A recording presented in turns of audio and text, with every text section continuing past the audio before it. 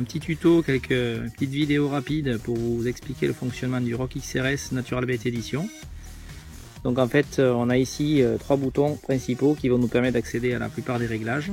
Donc pour allumer le détecteur, le bouton du milieu pendant 2 secondes.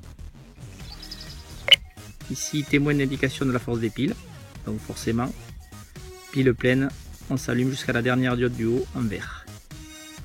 Réglage du volume accessible directement sur le détecteur puisque c'est les réglages le plus fréquents, avec le bouton du haut pour monter le son et ou du bas pour le baisser. On a une position silencieux totale pour les secteurs un petit peu isolés quand on veut se faire très discret.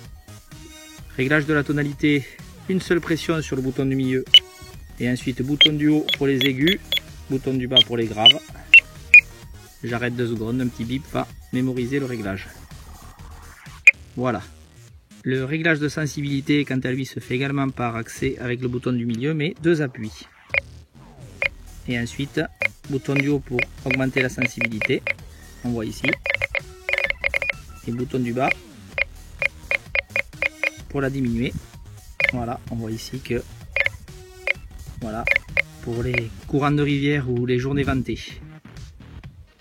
Enfin, dernier réglage très intéressant et grosse nouveauté de ces ROC XRS, c'est le choix de la couleur de la diode avec 8 possibilités. Donc toujours accès à ce réglage par le bouton du milieu.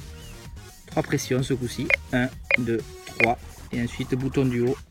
On voit que la diode va changer de couleur. Pour mémoriser, il suffit. Voilà, je reviens en arrière, voilà, la verte, je voudrais la verte, voilà.